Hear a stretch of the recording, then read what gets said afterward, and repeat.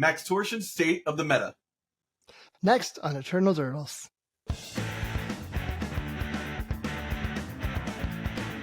Extreme thank you to all the Dirtomaniacs that support the show. If you want to get ad-free content and extra free content, you can go to patreon.com/EternalDurtles and support us. Proceeds go to editing the show, upgrading equipment, and helping us travel to events. Welcome to Eternal Durdles. I'm your host, Zach Clark, and with me this week, we have a special guest, Maxtortion. How's it going, man? It's going great, Zach. How are you? I'm doing good. We had talked months ago when you came on, and we talked about Modern Horizons 3 was on the horizon at the time, and we wanted to reach back out to you and see what you thought a couple months after the set came out. And then, Grief didn't get banned, and that was a whole thing, and so like the meta kind of didn't change that much. But now that we have the Grief ban, it's been a couple weeks after the ban. I wanted to touch base with you again and ask you what you think of the metagame right now. Well, before the Grief ban, Reanimator was the best deck. And now with the Grief ban, Scam is no more, so Froginator is the best deck. All right, yeah. It's very different. All right, well, that's the episode. Everybody, thanks so much for watching. Wrap it up. Eternal Durdles is proud to be sponsored by Moxfield. Moxfield is the best Magic the Gathering deck building website on the internet. You can create, share, and find decks from Commander to Legacy and even fan-supported formats like Pre-Modern and Old School. You can see all of our decks on our Moxfield. Follow the links below to stay tuned. We did it. Yeah. So, to elaborate a little more, when you did that, polling a bunch of content creators for our suggestions on what to get banned, yeah, I suggested 5 cards because I didn't think that a Grief ban was going to do very much. I suggested Grief, Psychic Frog, because it's taking over the meta now as predicted. Orcish Bowmasters, because as soon as you ban Frog, Bowmaster just takes its place, and I think it just has worse gameplay overall. So it's banning Frog by itself is going to be a net negative. And then once you ban Bowmaster, I think you also need to ban Up the Beanstalk, because Bowmaster is one of the checks on that card. And then once you basically take all those decks down a peg, the Eldrazi deck, which we know is very good, stands essentially at the top of the meta and makes every other Stompy deck obsolete because there's no reason to play them. And so to take that deck down a peg but not destroy it, you'd either want to ban Sowing Mycospawn, which I think is too big of a hit, or Glaring Fleshraker, which I think is just big enough of a hit to bring the deck in line with everything else. And because Eldrazi is so parasitic, basically, self-contained, you're not going to get new Eldrazi cards every set. We don't need to worry about just like a random new set breaking it so much. So it brings the Eldrazi deck in line with where we're at now. And then where it stands for the next several years, it's not going to get more powerful. So I stand by my desire to have those other 4 cards banned. Now, unfortunately, none of that happened aside from Grief. No. But yeah, so where things were at now, with Grief banned, I was actually on the Brews of Paradise podcast with like Friends of the Pod. Friends of the Pod, Tony Scapone, Newton Hang, Killaby. And we talked a bit about, this was on the Monday of the Grief ban. And I said on the podcast, because we were talking about like how I attempt to brew in an open meta or like a new meta game. Like, well, Grief is gone, so it just means I can fit like some of the cards I already wanted to fit in Reanimator back in there. So I have 2 Tameo and 2 Thoughtseize filling in the spots of Grief, and then some slight changes to the overall like 75 just to kind of balance things out. And then I 5-0'd a league. I played a challenge with the deck. I won the challenge. I 5-0'd the next league. And then I 5-0'd another league. So 3 trophies and a challenge win. Yeah. So it seems like everyone should just keep your underground seas, it seems like. And then Matteo Blasi actually had, I think, an even crazier performance at 4 Seasons this last weekend. He saw what I was doing. He made some small changes to his taste. He cut 1 Tameo from the main so he could fit a second Brazen Borrower. Again, little changes, just season to taste. And so he ended up winning the ELM. And then the 4 Seasons main event splits top 8, but he split top 8 in that. He just basically ran the entire undefeated the entire weekend I think he lost one match. And that weekend, I think the entire top four was blue black, blue black pile. The finals were Yeah. It was a Froginator mirror. Yeah, there was I think 5 off the top of my head. I can't remember. I think 5 in the top 8. Yeah, it might have been 4 in the top 8, but yeah, a lot. Yeah, Grief actually did some weird things to the meta as a whole, because it was one of those cards that almost kept the deck in check on itself in weird ways. And by removing Grief and not being forced to play it, you can actually play these like more balanced, generically good cards. Like Tamiyo is really good in general, and having access to Thoughtseize is really good in general. And so like that's not a downgrade to your deck to have to play Tamiyo and Thoughtseize in it. That's actually it's a lateral move. And you're also now a little bit less vulnerable to graveyard hate, because Grief was a graveyard sensitive play. And now you don't have to play it. And then so you can play the fair game a little bit better. And then Grief was a terrible thing to draw on like turn 3 when you have like 2-3 mana in play, and it's just like, I don't want to pitch my other black card to it, and I am way off of casting this. Thoughtseize and Tamiyo are great draws, really at most stages of the game. And so the deck really did not get worse, and in some ways it got better. It's weird to say, but I think it's like you can make a coherent argument that the deck got better. Well, so talking about blue-black Reanimator is one thing, but you've played a lot of Legacy over the last couple of weeks. Yeah. Have you seen the metagame itself shift at all, or have you just seen more decks, or does everything seem like it's kind of coalescing around this blue-black Reanimator deck? So I think I've seen the same decks. Right after, in the week following the Grief ban, a lot of people tried to bring back Initiative, because Initiative got killed by Reanimator just reanimating the Initiative creatures and running with the game. And when you have such a bad matchup against the top deck, it kind of kills the deck. And so a lot of people are like, okay, Grief is gone, how's Initiative doing? And the answer is, it's not great against the Froginator deck either. And so it fell off a bit again. Painter is, I think, pre-ban, it was quite good against exactly where the top deck stood. Post-ban, I think it's maybe almost as good. It really depends upon, there's a lot of ways to build Painter, and there's a lot of configurations. And I'd say that there exists a great version of Painter to crush the metagame. I'm not enough of a Painter expert to know what it is, but I think there's something there. The blue-black tempo deck was good, is still good. Eldrazi deck was good, is still good. Beanstalk decks were good and now are still good. I think that they lost a little bit of ground with the Grief ban because they were good against the Grief part of the deck, and they're weaker to Tamiyo and Thoughtseize. So overall, I think that the metagame it's kind of shrinking down, but there's a lot of decks that you can play. I actually just made a sideboard map for Froginator because I was trying to get my thoughts, and let me see how many decks I have here. I have Froginator, Blueback Tempo, Grixis Tempo, Stifle Knot, Eldrazi, Painter, Red Prison, Initiative, Death and Taxes, 4-color beans, Bug Beans, Jeskai Control, Doomsday Frog Tamiyo, like DDFT, like the fair Doomsday deck, Turbo Doomsday, Storm, Karnforge, Cephalid Breakfast, Nadu Elves, Green-White, Depths, and Lands.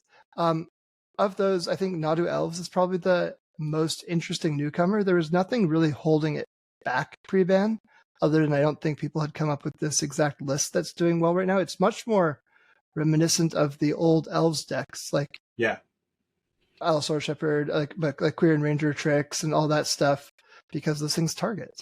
And so it's very much it feels like a Glimpse Chain, but it doesn't draw cards, and it wins that that's same the big turn. thing, I think, is that it doesn't draw cards, so Orcish Bowmaster doesn't ruin your entire plan. Exactly. And you can Bowmaster their Lenore Elves or whatever, but again, that's a 2-mana removal spell that you just, would you play the card that did 2 mana deal 1 damage in that matchup? You got some blockers, but you probably wouldn't. fine. It's not great. Depends what you're replacing it with. But yeah, the Nadu Elves deck is really powerful. In the challenge that I ended up winning, I faced it in both the semifinals and the finals. And my semifinals opponent had won the challenge earlier that week with the deck. And so I think it's, as far as new hotness goes, it's definitely the most exciting deck that's kind of popped up. Yeah, the two decks that I saw that were new were, obviously the Nadu deck, and then that Jeskai control deck sort of got a resurgence. There has always been like kind of a, back to basic style, like, blue white X control deck, but this seems to be taking taking a little bit of advantage of everyone's funky mana bases right now. It's definitely the deck that I think that I'd be playing right now if I was walking into a tournament. It's very much my style. Yeah, I think being able to leverage back to basics is huge right now. I think the biggest boon for that deck is the Energy Wrath, the Wrath of the Skies. It's basically a better Pernicious Deed. Yeah. And it plays really well. It scales really well. Tamio, obviously, Tamio, very good card in that deck too. Yes. Having one drop that is basically like a threat in a control deck is like a wild thing. Like just being like, okay, now you have to deal with my guy before it takes over the game is something that most control decks just aren't used to having access to. Right. Also, yeah, it's really good because control decks, they oftentimes want their opponents to have to play spells when they choose. And one of the ways to beat control is to like basically make their sequencing awkward. With Tamio, you can essentially force your opponent to answer it or try to, which then lets them play into whatever you set up. Brainstorm that just flips it over and makes it so it can't be removed. Yeah. Yeah. Or, on turn 8, you just go Tamio Lorien revealed. Yeah. The other thing that I like about that deck is in a situation where you're playing against a Reanimator deck, right? And you end up juking them to the point where you are able to get back to basics out and they still are able to reanimate something. They can draw like a bunch of cards, but if you can pop off that Swords to Plowshares in response to that trigger, right? They've got to start over again and they don't have that access to the mana that they had before. So you have like a little bit of a chance to be in the game still, as opposed to like, say, like Miracles where you're like, oh, I've got to find a Terminus, and then they're just like, Force of Will pitch. Yeah. Swords to Plowshares is a lot better than Terminus against the Reanimator deck because you do run out of threats. I've been on and off of a Grizzlebrand as a third Reanimator target in the Froginator deck. For one, because it can win from spots that, nothing else can. It's if people are playing Dress Down and stuff to stop the trigger, or you stifle Consign to Memory for like Atraxa, what have you, Grizzlebrand can power through that. Grizzlebrand also plays very nicely with Psychic Frog, where you just draw a ton of cards and throw them all into Frog and instantly convert a win. Yep. Like draw 14, pump Frog 14. Earlier this week I played against the World Gorger Dragon version of I wouldn't call it Reanimator really, but like my opponent was like going off doing the thing. I was like, Magic Online. I'm just like, okay, like present a win. I've got a verdict in my hand. If you don't kill me, I'm going to get rid of everything. And they ended up casting a Grizzlebrand finally, and I was like, oh, okay. Now they can draw cards, but they're at like, they had one activation of Grizzlebrand. They got out Archon and started blinking everything again. And I was like, okay, you got me. Like it took a minute, but you got there. I don't have the stones for World Order. I think the fact that you just like buckle to a stifle or any sort of interaction on the returning your permanents, I can't stomach it. I think that the people who do, props to you, but like I want my reanimation spell, the reanimation creature, to win the game. I can do like Adrian like better because you don't lose your whole board. You lose what you can select off. And you can still like flicker a Bowmaster or something with Abdel and win the game. You can't flicker like that land that deals damage, which is what World Order also does, like as another way to win off the infinite combo. But there are ways to do it, and I think that's a little bit less risky, at least for me personally.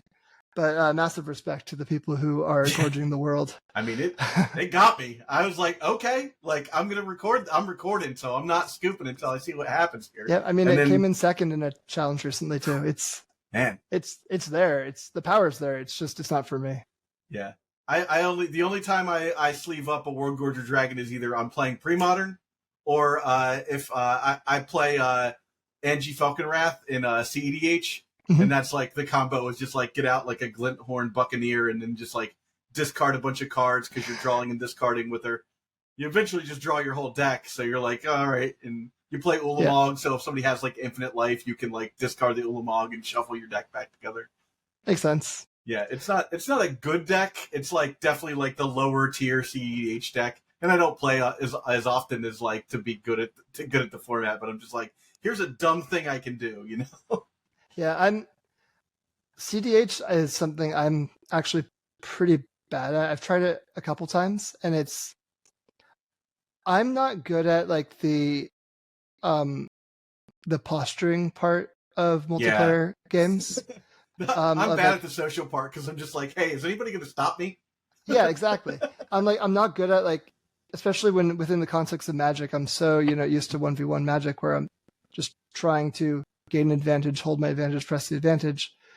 But it's very much a thing where I am not good at like not making the table focus on me, or not having attention drawn to me, or having someone else use their spell to answer the threat that is also bothering me. Like I'm not good at that sort of thing. I always like whenever I see Bosch and Roll like win one of those things, I'm just like, do you guys not know he's good? Like, I don't understand. There are 3 of you and 1 of him. Like, eventually you would just think, like, you're in X round and you're like, you know what? This guy's going to win if we don't all kill him. Like, just get him.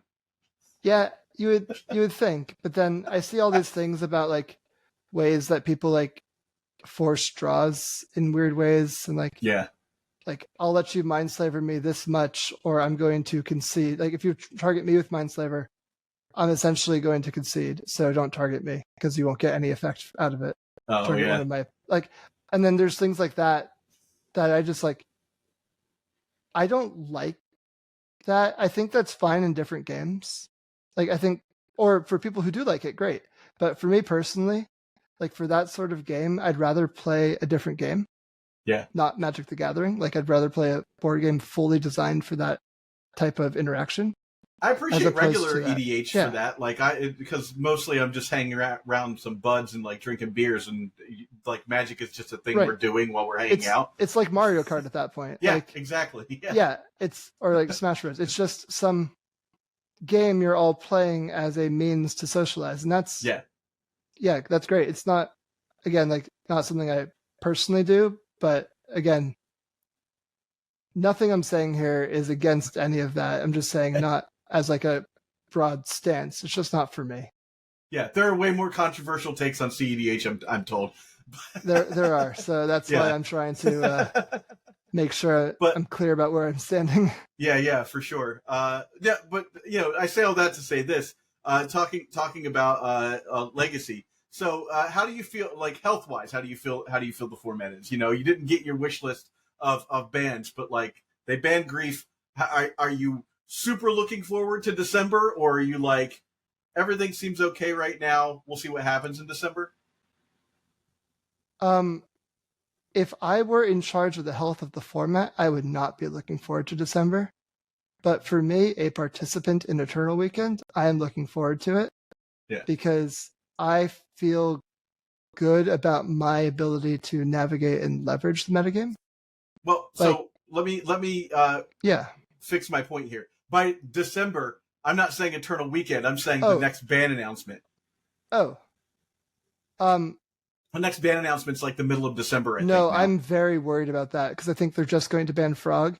And basically, if Frog got replaced with Bowmaster just all the way through, just ubiquity, and then where Bowmaster currently slots in, you just like play Emperor of Bones or Dothy Voidwalker, another good 2-drop. Like, I don't want to play that format. Frog is like really strong, but Frog is a pretty fun card. It has a lot of things you can do. Like you can discard cards to grow it. You draw a card when you connect. You can exile, like protect your graveyard and exile cards to make the frog jump. I think that's flavorful. It's fun. It's when your opponent's playing a frog, yeah, they're gaining advantage, like drawing a card when they connect, but you are able to play your game too. Yeah.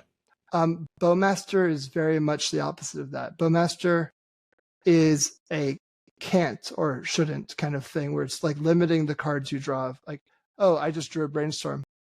Well, if this was a frog, I'd be able to brainstorm and try to find like a fatal push or find some good interaction to create my own board that's like comparable to this frog. But with Bowmaster in play, like, do I cast it and like hope to find the fatal push, or do I just die on the spot? It's like frog creates like a lot of like net fun, even though it's a stronger card.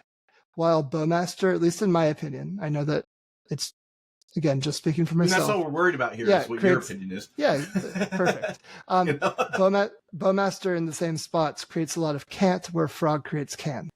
Yeah. And I think now, go on. As a whole, Magic is more fun with can over can't. And I agree. That's why modern card design is the way it is, and why Magic has exploded in popularity, is because R&D realized that, and for the most part designs cards with can as opposed to can't.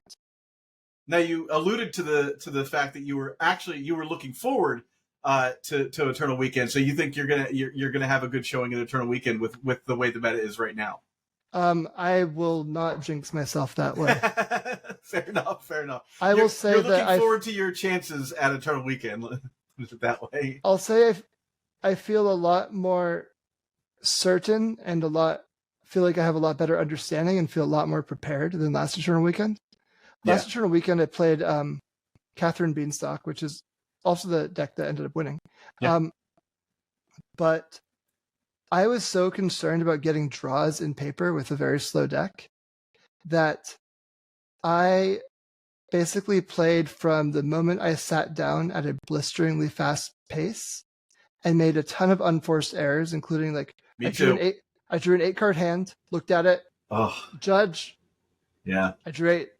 And, it would have been one of those things of like, and there's no like completely unforced error here. Like, had to mulligan. That was actually on a 6, and I had to go down to 5, and it was against Reanimator. Like, at that point I'm dead. So things like that I was just like, or just like literal misplays because I'm just trying to play too fast to not draw.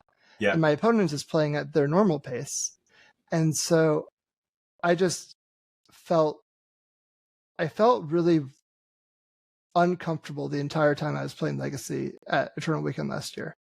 And this year I have really the two decks I'm considering for the event are Froginator or DDFT, like the Doomsday Frog Tameo deck, which are very similar decks. They play Frog, Tameo, and a combo. And it's which combo I feel like playing.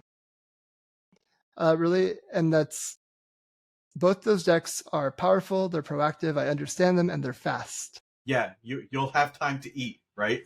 I'll have time to eat. I'm not like obviously like any two players are capable of getting a draw if they play slow enough. But I feel confident in being able to pilot those decks to reasonable conclusions without a ton of unforced errors, which feels a lot better. Yeah, that's one of my kind of conundrums right now. Last year I played Infect. Okay. And Speed, when I go to big events, I try to play a deck that's like in that mode because quick reflexes. I'm honestly much more involved in trying to get content and hang out and just seeing people than I am in like I'm going to take this event down because it's statistically not something I've ever done. I have a couple good finishes and things, but for the most part, like I'm there to like hang out. And so I try and play decks that like I can get done fast. In a like 1,000 player tournament, I think if you have, I'm going to ballpark a math here, but like if you have a 70% win rate, you probably have like a couple percent chance of winning. Yeah. Like couple percent chance. I'd say like it's probably like a 2% chance at top 8 and like a slightly under 1% chance of winning with a 70% win rate in a 15-round tournament. I don't have that. Like I don't even have a 70% chance. Yeah, exactly. like percentage. That's for like the top of the top players. Yeah. Any individual player is very, very unlikely to win the event. Yeah. And like when you see, if you don't mind me going on a quick tangent No, please. here, like when you see like top eights filled with great players, like, oh, these same great players always seem to rise to the top. They don't actually. You see, there's a big pool of good players and players that you like expect to see at the top, but you can basically look at any standing and find it filled with great players. Yeah. You can look at O2s and it's filled with great players who just didn't have the good day. Maybe they made a mistake that they didn't plan on. Maybe they misread the meta. Maybe they just had some bad luck, some combination thereof. I've been there. And so like playing well is necessary, but not sufficient to do well in a tournament. And so it's kind of a weird thing of like, well, you should do this because you should, like, no one should expect to win the event. And so you should go in playing a deck that you're going to be happy to play regardless of the result, which that sounds like you did with Infect. Yeah. And then if you win or do great, that's gravy. Yeah. No, I mean, for me, it was like, I wanted to make sure that I was going to play a fast deck and a deck that I was comfortable with. I knew how to play, and also had a little bit of a new card advantage. So Legolas's Quick Reflexes was the card at the time. Yep. And I won plenty of games off the back of that. And in fact, I think for me, my biggest problem was not being patient enough in my like I'm gonna go for it hands. And then also I mulliganed a lot. I mulliganed to like 3 times on the weekend. I think I played 6 rounds. So I was just like, oh, that's way too many mulligans. I just had like a bad weekend. And you know, like I sat down with Fenris Cloud and we talked the deck out and stuff. And I made some decisions that he wouldn't have agreed with. One of the things was like I wanted to cut some lands and play Lorien Revealed. You know, like just try and like see if I could like do that, like, you know, add a Wasteland or 2 and then like play Lorien Revealed and go from there. And I think in retrospect that was a mistake. But so what I was saying is I'm in this conundrum, right, where I want to play Infect or I want to play a fast deck. But the decks that are good right now that I'm liking and that I can build, like I like to go to a tournament and not have to borrow cards because that's a whole headache. I can play the 4-color, 5-color Beanstalk deck, right? I can even do like I'd probably do Draco Beanstalk if I did anything. Or I can play that like blue, white, red control deck, right? But there I am, sitting there like waiting to see if I don't play against another slow player. Like I also have this problem where I play way too fast. I'm a control mage that I play way too fast when I'm playing, and I end up making mistakes. But what's even worse for me is when I play against somebody who's a control player who plays slow, because it frustrates me to watch somebody play at a glacial pace. And when I know that they're like good enough to like play faster, but they're just being super careful, and that bothers the heck out of me. That's a me thing. It's not a them thing. Oh no, I'm the same way. I get it. I feel that so much. And it just you know, and so I don't want to jinx myself by like playing a slower deck and then like getting matched up against somebody where I'm just like, oh, I just need to draw my win condition and win, and this guy won't, like, it takes like 5 minutes a turn, you know, like that kind of thing. Yeah, I know exactly what you mean. That's not where you want to be. Yeah, and it's just you're not having fun then either. Yeah, that's the thing is like when I go, you know, I should also ask. Are you only going to the USA one, or are you going to Japan? You're closer to Japan. Oh yeah, I'm not going to any international one. I've got 2 small kids and a full-time job. That's fair. I have no kids. I just have a dog and a wife. I might take the wife with me to Prague. I might try and go to Prague. Yeah, Prague is I've never heard anything bad about Prague. So well, it's also like Christmas time there, you know, because it's going to be like this. I think it's December 6th, and like that area. So Prague and Germany have a giant like kind of Christmas, like Nuremberg and stuff have like a giant Christmas tourism kind of thing going on. So it'd be cool to like, you know, go there. I'm not a giant Catholic or anything, but I just like, you know, it's kitschy. I kind of love that stuff. Like it's fun. I'm an 80s kid, you know. Yeah. So that stuff to me is like it would be a blast. So we're working on that, and like hopefully the pod will be able to pay for part of that too, which will be a cool That'd thing. be awesome. Try and get Phil to come as well, and make make a whole thing of it. So that would be rad. That'd be really cool. Yeah, I hope you're able to do that. Yeah, it'd be cool. And if not, I'll comment on what's going on in Europe. It's funny that like are we last or is Europe last? I think Europe's the last one. It goes like Japan, US, Europe this year.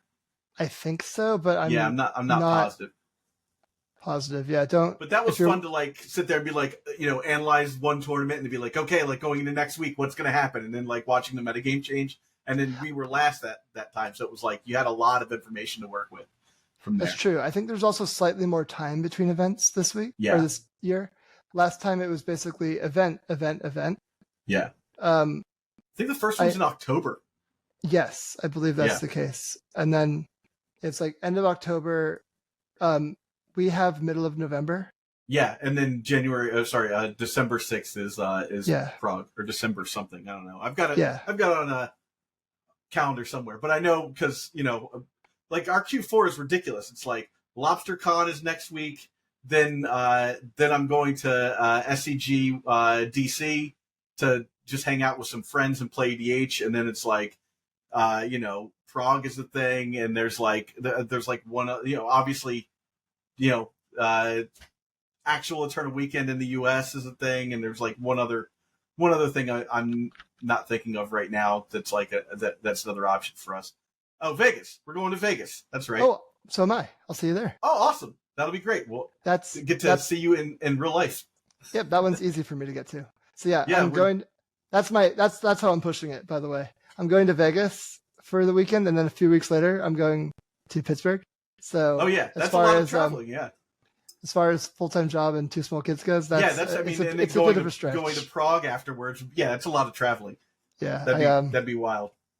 Negotiated that one a bit, but I think we're gonna be there doing like a ton of interviews and stuff. Daybreak has us going around and interviewing people and stuff like that for them, so it'll be a pretty good time for us. And awesome. They've got some legacy events there. That they've got the Legacy Championship, the Legacy Cup, I believe it's called. They've got like a painting, and to win a painting, Those were 2 ideas that Phil and I offered up to them when they were talking about going with some ideas, and they chose 2 of our ideas. That's really cool. It's really cool that they're receptive to good ideas they get from the community. I think I'm looking forward to that.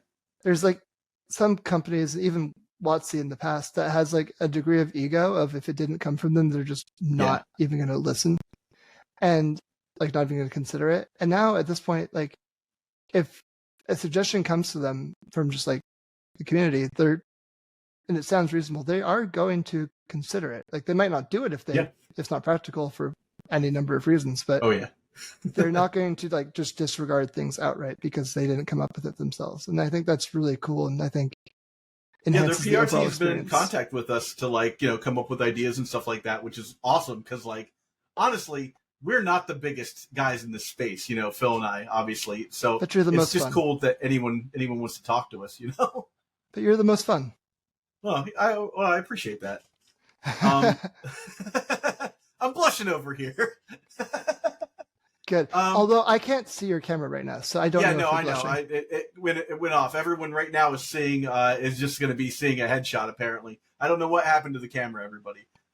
Should we restart? No, don't worry about it. I'll just put a headshot of me up for the part that it goes away. Okay. It's no one needs to see every reaction I have. They've seen me bobble around enough. They know what I look like. Fair enough. But yeah, with that said, man, I appreciate you coming on. It's always wonderful to get your opinion about what's going on in the metagame it's always a specific point in time. Blast to be on here. Oh yeah. Well, everybody, thanks for watching, and I will check you again next week. All right, cool. Take it easy, Zach. Later on, Max. Bye-bye. Before you go, I need some help. Please subscribe to this channel and do your part to help sustain the legacy content ecosystem. Just subscribing to this channel goes a long way to reminding YouTube that people love and support this format. Now, if you really want to go the extra mile, you should think about supporting us through Patreon. Both the links for subscription and Patreon are right here. And if you're listening on an audio format, you can go to patreon.com/eternaldurdles. Thanks so much for watching.